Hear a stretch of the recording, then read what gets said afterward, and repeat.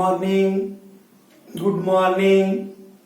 आज पढ़ रहे हैं जेनेटिक्स का चौथा लेक्चर, जिसमें इसके पहले पढ़े थे आप मेंडल्स एक्सपेरिमेंट। मेंडल एक्सपेरिमेंट में पहला जो एक्सपेरिमेंट था वो था मोनो हाइब्रिड, जिसको कहते हैं मेंडल के एकल संकरण। और इस संकरण के फलस्वरूप दो प्रकार के पौधे विकसित होते हैं।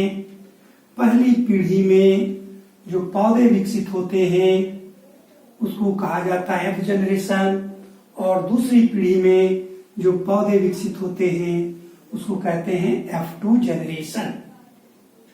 हमने देखा था लास्ट क्लास में कि F1 पीढ़ी में केवल एक लक्षण स्पष्ट होता है जो प्रभावी होते हैं, जबकि दूसरा लक्षण रहते हुए भी अस्पष्ट नहीं होता है, जिसे अप्रभावी कहते हैं।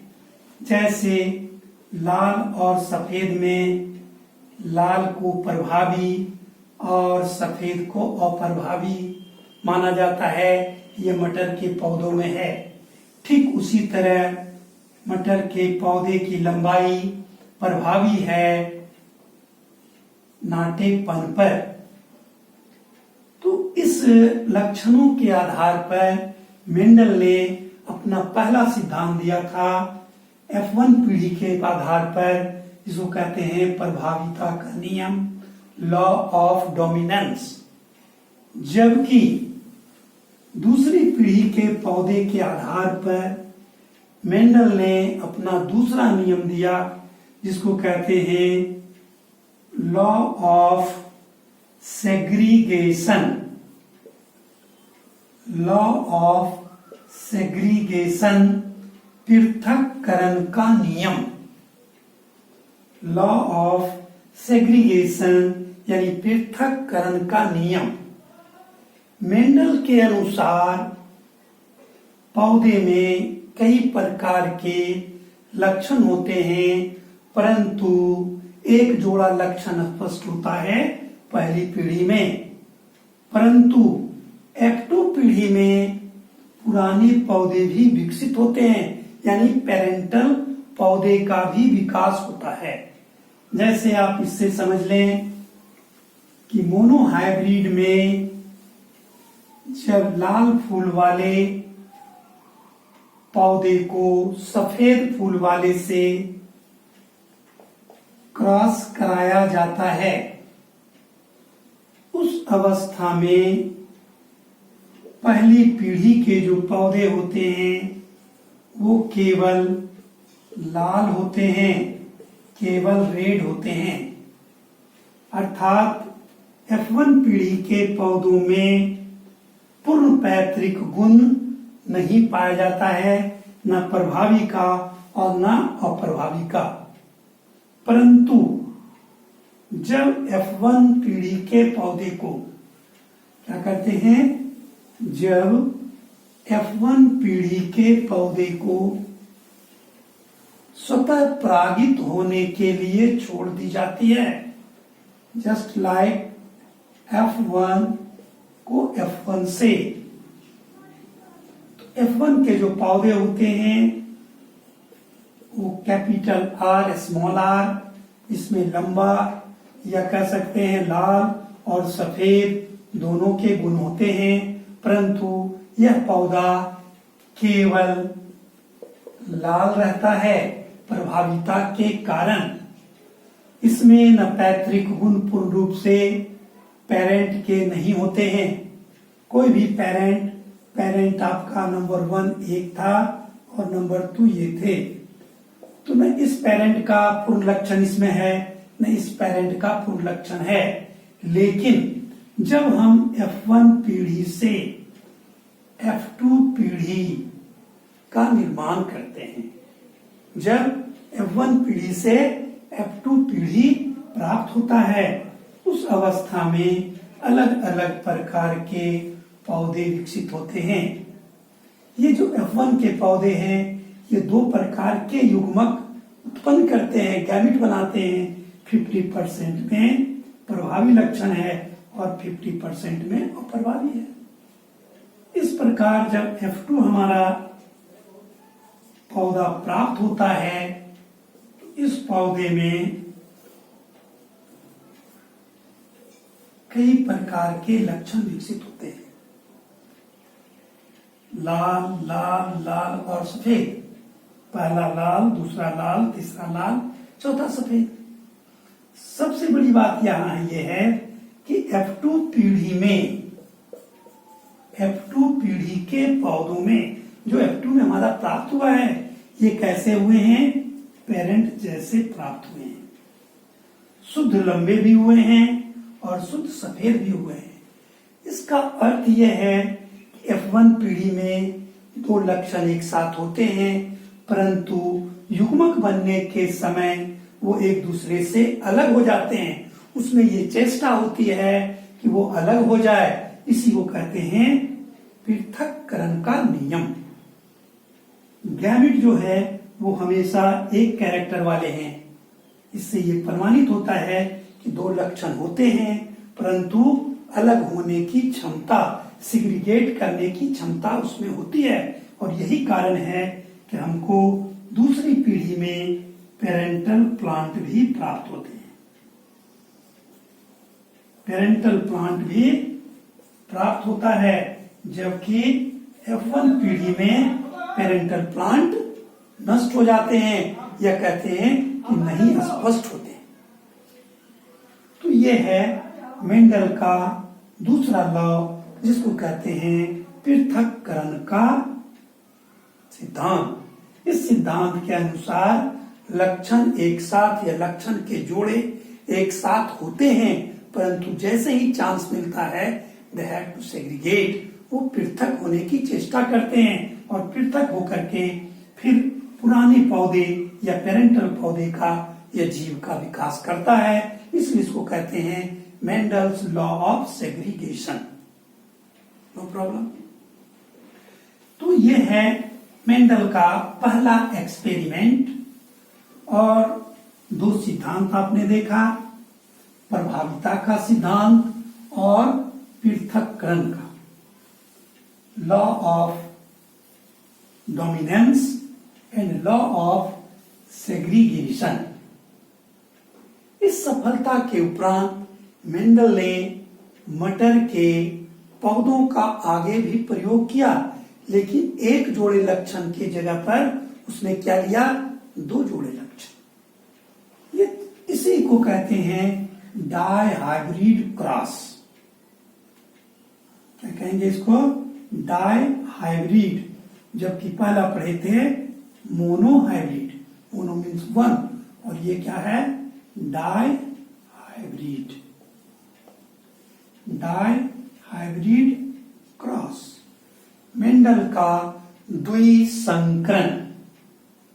इस संकरण में मेंडल ने एक साथ मटर के दो लक्षणों को लेकर आगे की पीढ़ी प्राप्त किया था, इसीलिए नाम पड़ा डाई हाइब्रिड क्रॉस, जिसमें उसने एक पौधा लिया जो कैसे थे? प्योर टॉल, और दूसरे जो पौधे थे वो क्या थे? Pure dwarf. एक का जो फ्लावर था वो कैसा था? रेड, और एक का फ्लावर था व्हाइट। यानी मेंडल ने जो पौधा लिया उसमें दो लक्षण को लेके किया, पौधे की लंबाई और फूल का रंग। तो पौधे की लंबाई और फूल के रंग के आधार पर एक पौधा जो मिला वो कैसा मिला? सिंपल कह सकते हैं टॉल एंड रेड, और दूसरा इसके विपरीत क्या मिला? वो मिला ड्वार्फ एंड व्हाइट। लंबा और लाल, नाटा और सफेद, इसलिए नाम पड़ा इसका dihybrid cross. One character, two characters. अब मोनो हाइब्रिड की तरह अगर ये पौधा लाल है और पौधा लंबा है तो निश्चित है कि ये प्योर टॉल और प्योर रेड होंगे, क्योंकि प्रकृति में जो है वो हमेशा होमोजाइगस कंडीशन होता है, जैसा आपने पहले पढ़ा था। तो प्योर टॉल का मतलब है कि ये कैपिटल टी से निरूपित किया जाएगा और ये कैपिटल आर से। एक जोड़ा लक्षण, दूसरा जोड़ा लक्षण। ठीक इसके विपरीत ये कैसे हैं? ये है ड्वार्फ एंड कैसे हैं? ये व्हाइट है। Dwarf and white, homozygous tall, homozygous red, homozygous dwarf, homozygous white. या सामान्य भाषा में कह सकते हैं pure tall, pure red, pure dwarf, pure white. अब ये दोनों तरफ होमोजाइगस, इधर भी होमोजाइगस प्लांट और इधर भी होमोजाइगस, दोनों तरफ प्योर है ये। अब कोई भी पौधे में या जंतु में जो क्रॉस होते हैं, जो प्रजनन होते हैं लैंगिक, उसमें गैमेट का फॉर्मेशन होता है। और ऐसा है कि जब भी गैमेट होते हैं हायर प्लांट एनिमल में, तो वो हैप्लॉइड होते हैं, अर्धगुणित। तो ये जो टॉल एंड रेड प्लांट है, इसके जो गैमेट बनेंगे, उस गैमेट में कारक, गुणसूत्र, फैक्टर जो कहिए, पहले की आधी होगी, यानी कैपिटल टी और कैपिटल आर होगा इसके गैमेट में। इसके गैमेट में क्या होंगे? कैपिटल टी, कैपिटल आर, क्योंकि ये हैप्लॉइड और द्विगुणित होंगे। ठीक उसी तरह से जो नाटे और सफेद पौधे हैं, उसके भी गैमेट जो है वो हैप्लॉइड होंगे और इसमें भी जो कारक होंगे स्मॉल टी और स्मॉल आर होंगे।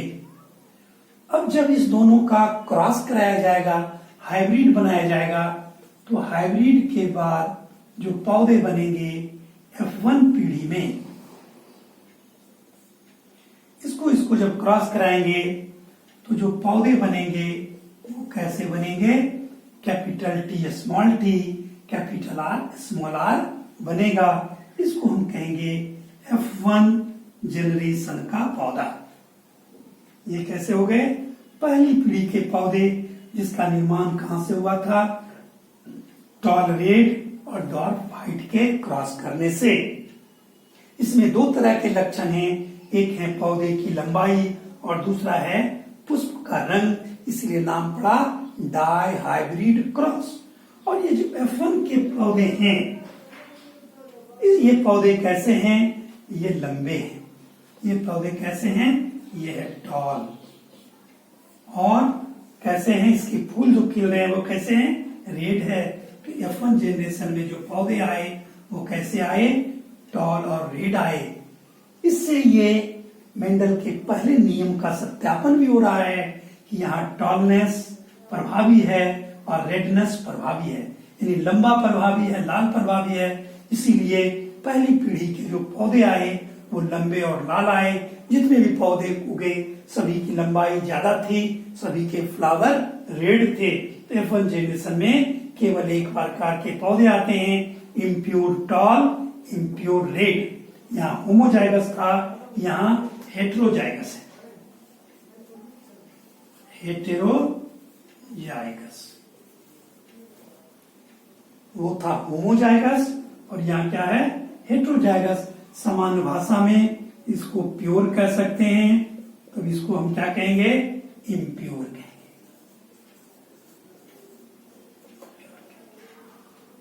तो डाई हाइब्रिड का जो पहला F1 जनरेशन है उसमें लंबे और लाल फ्लावर विकसित होते हैं, क्योंकि लंबाई नाटेपन पर प्रभावित है और फूल का जो लाल रंग है वो सफेद पर प्रभावी है। अब इसी प्रकार मोनोहाइब्रिड की तरह F1 पीढ़ी से F2 पीढ़ी प्राप्त की जाती है। जब F1 का सेल्फिंग किया जाता है तो F2 पीढ़ी प्राप्त होता है। जैसे मोनोहाइब्रिड में हुआ था, वहां सिर्फ ये था कि लक्षण एक जोड़े थे और यहाँ लक्षण कितने हैं? 2 जोड़े हैं। तो F2 पीढ़ी प्राप्त करने के लिए हम क्या देखेंगे? F1 को F1 से सेल्फ पॉलिनेटेड होने के लिए छोड़ देना है या सेल्फिंग कराना है। F1 में हमारे जो पौधे आए डाई हाइब्रिड में, पौधे किस प्रकार के आए? ये आए टॉल एंड रेड। कैसे पौधे हुए? टॉल और रेड, लंबा और लाल। अब ये F1 पीढ़ी के पौधे जब गैमिट का निर्माण करेंगे तो गैमिट हमेशा हैप्लॉइड होगा और गैमिट में दोनों के लक्षण होंगे, लंबाई के भी लक्षण होंगे और किसके लक्षण होंगे? रंग के भी लक्षण होंगे। क्यों? क्योंकि गैमिट हमेशा हैप्लॉइड होते हैं। अब आप ये कह सकते हैं कि ये जो F1 पीढ़ी के पौधे हैं वो कितने प्रकार के गैमिट बनाएंगे? कितने प्रकार के ये गैमिट बनाएंगे? क्योंकि गैमिट एक प्रक्रिया है जिसको कहते हैं गैमिट बनने की, इस प्रक्रिया को कहते हैं गैमेटोजेनेसिस। और गैमेटोजेनेसिस क्या है? एक प्रकार का मियोटिक डिवीजन है, अर्धसूत्री विभाजन है, जिसमें गुणसूत्र की संख्या पहले की आधी होती है तो कारक इसमें आधे होंगे। तो इसमें जो गैमिट बनेंगे वो कितने बनेंगे? पहला जो गैमिट बनेगा वो बनेगा कैपिटल T कैपिटल R। एक लंबाई का लक्षण रहेंगे और एक कारक किसके रहेंगे? रेडनेस के। दूसरे जो गैमिट बनेंगे वो बनेंगे कैपिटल T और क्या होगा इसमें? Small r। तीसरे जो गैमिट बनेंगे वो बनेंगे स्मॉल t कैपिटल R और चौथे गैमिट बनेंगे स्मॉल t स्मॉल r। यानी F1 पीढ़ी में कुल 4 प्रकार के गैमिट का निर्माण होता है। क्योंकि ये भी इसी के सदस्य हैं तो स्वाभाविक है कि जैसा ये गैमिट बनाएगा ठीक उसी तरह से इसके भी गैमिट बनेंगे। पहला गैमिट में एक एक दोनों के लक्षण होंगे, दूसरा गैमिट में भी एक एक दोनों के लक्षण होंगे। तीसरा गैमिट जो बनेगा वो बनेगा किसके? स्मॉल t कैपिटल R की सहायता से। और चौथा जो गैमिट बनेगा वो बनेगा स्मॉल t स्मॉल r की सहायता से। तो 4 प्रकार के गैमिट दोनों तरफ बनेंगे, क्योंकि पौधे एक ही प्रकार के हैं और यहाँ हम क्रॉस नहीं करा के यहाँ क्या करा रहे हैं? सेल्फिंग करा रहे हैं। तो F1 पीढ़ी का जो सेल्फिंग होगा इससे हमको प्राप्त क्या होंगे? F2 जनरेशन के पौधे प्राप्त होंगे। फिर जो F2 जनरेशन के पौधे प्राप्त होंगे उस पौधों को फिर बांटा जाएगा मोनोहाइब्रिड की तरह फिनोटाइप और जीनोटाइप में।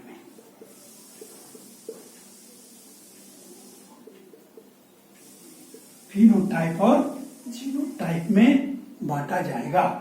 इस प्रकार डाइहाइब्रिड में कुल 4 मेल गैमिट 4 फीमेल गैमिट, या इधर से लेके चले तो 4 मेल गैमिट 4 फीमेल गैमिट, किसी को मेल किसी को फीमेल, तो टोटल जो प्लांट बनेंगे F2 जनरेशन में वो 16 पौधों का विकास होगा।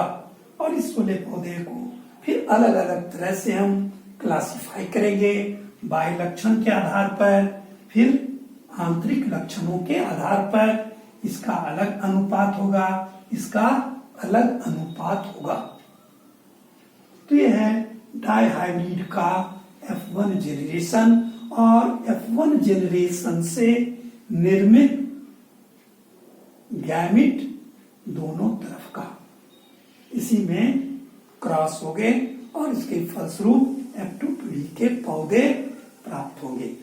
लेकिन इस लेक्चर 4 से पहले आप लेक्चर 1, 2, 3 को अगर अच्छे ढंग से समझ लेंगे तो 100% ये आपको आसानी से समझ में आ जाएगा। फिर नेक्स्ट क्लास। Thank you.